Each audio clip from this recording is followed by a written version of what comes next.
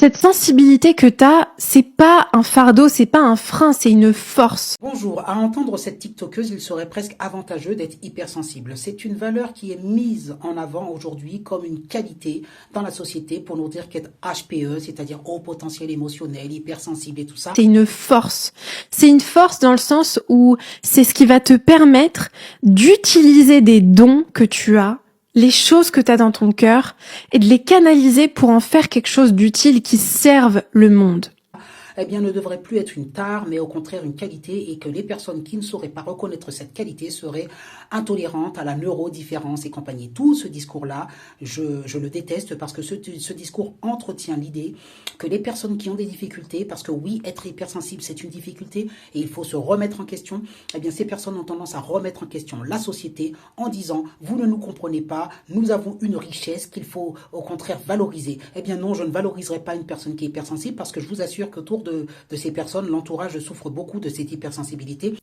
Parce que ton hypersensibilité, elle a le pouvoir de servir le monde si tu apprends à la canaliser, si tu apprends à l'utiliser.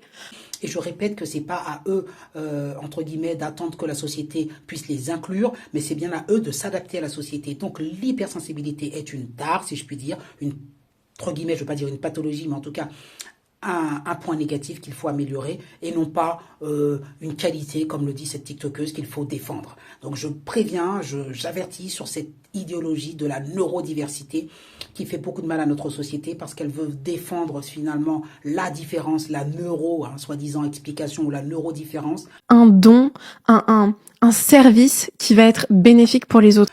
En nous prétendant que nous, personnes, on va dire, hétéro-normales ou hétéro... enfin, je sais pas comment l'appeler puisqu'on est censé être neurotypique, hein, voilà, de leur point de vue, eh bien, nous aurions un effort d'adaptation à faire. Non, non, non, non, c'est à ces personnes de s'adapter, c'est à ces personnes de se remettre en question, et non, quand on est hypersensible, on n'a pas une qualité, mais un défaut. Et ce défaut, eh bien, l'entourage doit le supporter. Postez vos commentaires si vous êtes d'accord. Je dénonce la neurodiversité, ce mouvement où les personnes ont tendance à le dire qu'elles sont neurodifférentes. Et le pont à faire avec le wokisme, c'est que c'est toujours la revendication de personnes qui sont minoritaires, ayant une particularité dans la société et voulant l'imposer et la généraliser à tous. Et dans l'idée que si on ne fait pas société en ayant une norme commune, une référence commune, et qu'on est dans de l'individualisme en prétendant que moi, je suis neurodifférent, neuro ceci, neuro cela, eh bien la société part en éclats.